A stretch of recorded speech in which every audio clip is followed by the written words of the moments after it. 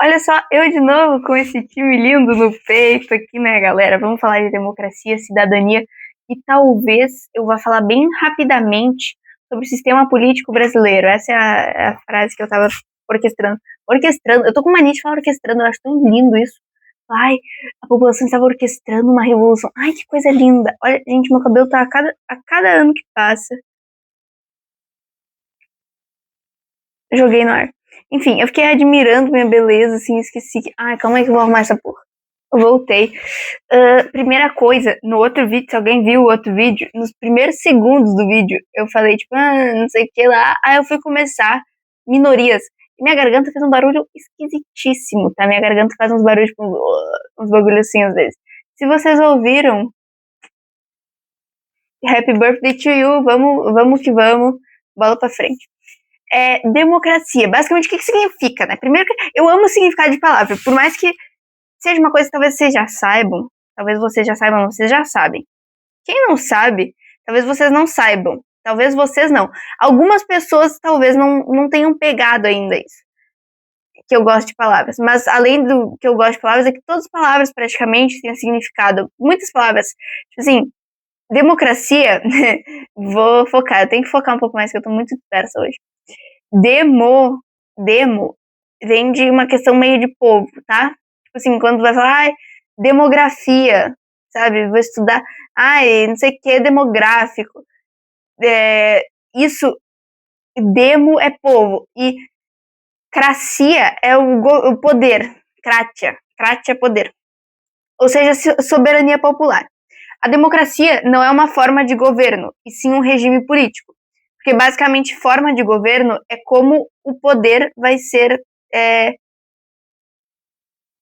coordenado, não sei, tipo, por exemplo assim, ó, uma forma de governo é uma república, uma monarquia parlamentar, e aí o regime político é uma democracia, uma, como é que é o nome daquele? Oligarquia? Aristocracia, sabe? Então, o regime político é mais, tipo assim, como o poder é regido, tipo assim, onde está o poder, e a forma de governo como que é. Ai, gente, é complicado de botar. Mas eu acho que vocês entenderam, né? Tipo, o Brasil é uma república democrática. Porque a forma de governo é a república e o regime é uma democracia. Tem 3 tipos de aplicação. A democracia, no caso, 2 tipos de aplicação e um que é só uma teoria. A democracia autoritária, que se tu for olhar, tu pensa assim, qual que é o sentido? Que o povo, em teoria, ia meio que eleger sei lá, um déspota, não, tipo assim, ia eleger um cara que ia ter todo o poder nele, o que é meio estranho, considerando que democracia, em teoria, seria o poder no povo, a soberania popular. Nossa, eu fiz um povo, não sei o que eu falei assim, gente, tô empolgada hoje. Ai, é que esse time lindo aqui tá triste, né, ultimamente, mas tudo bem, tudo bem. Tudo na vida Olha, vocês ouviram o barulho da minha garganta? Deve ter ouvido que esse microfone aqui perto pega os barulhos bem direitinho. Acho que eu tenho que ir no médico ver isso aí. Porque às vezes dói minha garganta. Enfim, isso aqui é pra eu concentrar meu cérebro. Bola pra frente. Democracia representativa. O povo elegeu o poder para um representante. O Brasil é mais ou menos esse. Calma que vai ter uma união desse com a próxima, que é a democracia direta. A democracia direta é a democracia em que, em teoria, o povo é quem faz a tomada de decisão. Porque, por exemplo, se eu vou votar num representante para ele fazer a tomada de decisão, embora eu esteja votando, a decisão mesmo, vou asfaltar a rua, sim ou não, vai ser o cara que vai fazer essa decisão, não vai ser eu. Ok, e aí a quarta forma, que em teoria é uma mistura da 2 e a 3, né, então a representativa com a direta, é a semidireta, em que teria, então, esse é mais próximo do Brasil, assim, é uma mistura do 2, que tem a representativa, mas a 4, que é a semidireta, que tem ali, por exemplo, plebiscitos, o voto, que querendo ou não é o que vai fazer com que tenha um representante, o referendo, e a proposição de leis pela população. Então, o que é uma plebiscito, um referendo? Meu Deus, eu não sei nada. Calma, calabresa. Meu Deus, o que eu acabei de falar? O plebiscito vai ser uma consulta que vai ser feita antes da tomada de uma decisão para ver qual a população, se eles estão afim de fazer aquilo ou não, qual é a opinião deles, praticamente isso. E o referendo é depois, para meio que analisar como que tá a população depois de certa coisa acontecer. Então, bem esquematizadamente, esquematicamente, bem brutamente. Ai, foda-se. O mais foco é esse. Quando tu tem um representante, é representativa, e quando a população toma decisão, é direta. Se tu tem um representante, mas ao mesmo tempo um contato forte com a população, é semi-direta, porque a população meio que faz a decisão. Porque, por exemplo, os representantes estão consultando a opinião da população por meio do plebiscito, do referendo, e, enfim, estão ouvindo as proposições de lei, né? Em teoria. Agora, qual que seria a diferença da democracia direta ateniense, aquela lá que a gente viu lá quando a gente estava estudando Grécia Antiga? Bah, tu não estudou Grécia Antiga, que pena. Mas deixa eu te lembrar, na Grécia Antiga, por exemplo, em Atenas, né, que é onde tinha a democracia na Grécia, a Grécia, caso tu não saiba, meu filhote, tem Atenas, tem Esparta, tem outros lugares, mas os que a gente estuda na aula de história que são os mais importantes é Atenas e Esparta, porque eles que tinham os modelos políticos bem definidões, assim, tá ligado? E Atenas é a democracia que se destaca, só que aquela democracia não é a democracia de hoje em dia, era a democracia em que os cidadãos tinham uma... Ah, já vou falar de cidadania, olha como eu sou chata, cara. Não, calma, vou falar bem resumidamente agora pra poder falar um pouco mais bonitinho depois. Cidadão era uma coisa muito restrita a um grupo de pessoas, então essa democracia, na real, era só pra um grupo. Era um grupo, em teoria, grande, não grande, mas, tipo, não era uma única pessoa, como em outros regimes. E... me perdi. E na democracia de hoje, que é chamada de liberal ou poliarquia, que, enfim, faz mais sentido ser poliarquia, porque é o governo de muitos, e não, tipo, do povo. Pegaram? Enfim, as diferenças, então. A poliarquia, o que definiria essa poliarquia? Ó, liberdade de criar e aderir a organizações, respeito às minorias e equidade. Tu vai lá pra Grécia Antiga, tá? Em Atenas, no século 5 a.C. Tu chega lá e tu mete um... Bah, cara, que delícia, homem e mulher é tudo igual. Nossa, ficou meio estranho essa minha frase. É direitos iguais pra galera toda. Tu vai tomar pelo menos uns... Eu ia falar um tiro, mas não, né? Não rola arma em século 5 a.C. Tu vai tomar um lançado, tu vai ser espadado, como é? Tu vai ser, sei lá, tu vai tomar ali. Porque não tinha equidade de minorias e de gênero, enfim.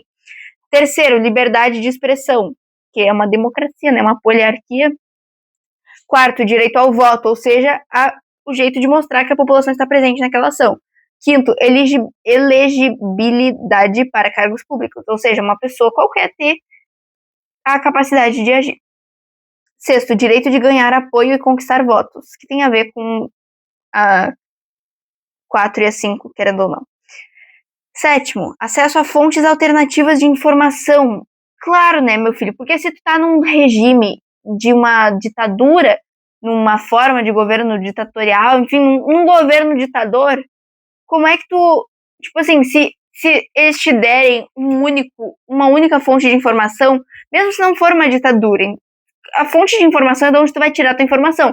Não me diga, mas calma, porque assim, ó, se tu tem uma única fonte de informação, ela muito provavelmente vai estar enviesada, sei lá como é que se fala essa porra. Ela vai estar com viés em algo, viés político, viés... Enfim, ela tem um interesse por trás dela, ou quem fez ela tem seus próprios concepções do mundo, e vai botar ali, e não tem problema. O único problema é que se tu tem uma única fonte de informação, vai parecer que a verdade absoluta é um único lado. Ou seja, não é tão democrático, não é tão livre assim, não tem uma liberdade de expressão. Me empolguei.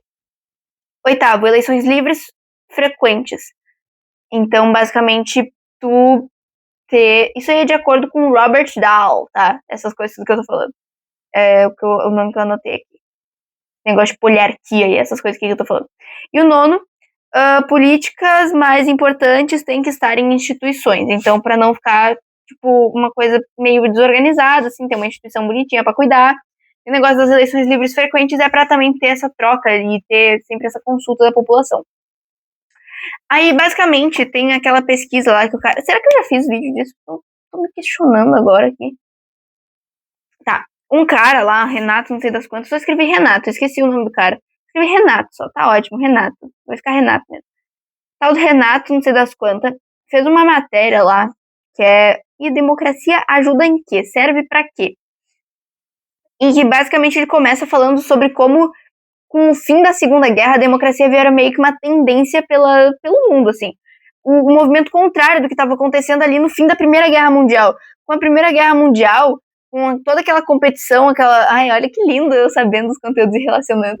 Com o fim da Primeira Guerra Mundial, todos os países estão com tanto nacionalismo enfiado até o talo, assim, deles. Eles estão olhando e falando assim, cara, a democracia não serve. Os que perderam na Primeira Guerra Mundial estão olhando e falando assim, cara, não dá certo a democracia. A Alemanha tá olhando com uma desconfiança tão grande da democracia que vai fazer aquela merda daquele louco subir pro poder. E aí, depois que acaba a Segunda Guerra, todos os países vão se olhar e falar assim, realmente, a democracia tava melhor que isso aqui, vamos voltar. Então vira meio que um consenso. Só que aí existem basicamente algumas afirmações que esse cara fez e que ele foi testar com alguns países. Porque, basicamente, primeiro, analisando os países, a população que está inserida em países com regimes de democracia liberal, democracia eleitoral, autocracia fechada e autocracia eleitoral, em 2015 foi feito ali, basicamente, tipo, a maioria das pessoas estava numa democracia eleitoral e numa autocracia fechada. Tá? Se eu não estou muito enganada, é mais ou menos isso. E aí ele fez algumas hipóteses que eu não sei quantas são, porque eu não sei contar, mas eu vou ler elas aqui. E basicamente, o que esse cara, o Renato, não sei das quantas, fez, foi analisar os países do mundo e ver se realmente isso tinha a ver com democracia ou não. Se um país democrático ia ser, por exemplo, ter um PIB per capita maior, o que ele confirmou que tá errado, ou seja, ele não confirmou, ele cancelou, como é que se fala isso? Ah, enfim. Países que mais respeitam minorias são mais democráticos? Não. Nossa, ficou um silêncio. Às vezes eu esqueço que só minha voz tá enchendo esse quarto com som e quando eu paro de falar, dá um bug assim. Não, analisando não tem porra nenhuma a ver. Países democráticos possuem IDH maior, índice de desenvolvimento humano maior. Também não. Tem muito país aí que é muito desenvolvido e não é tão democrático assim. Ou que é o contrário. Esqueci o que eu tô falando, gente. Países democráticos têm um índice de felicidade maior, porque, liberdade de expressão. Não, também tá errado. Países democráticos têm maior GCI. Eu esqueci o que é GCI. Puta que pariu. Eu preciso lembrar, gente. GCI. Calma aí. Índice de competitividade global. Eu tive que abrir meu computador. Que tem um aplicativo fazendo download. Por que eu cheguei com a câmera tão perto da minha cara? Eu me senti desconfortável. Oi, tudo bom? Olha, gente, eu criança. Tá, vamos voltar a focar.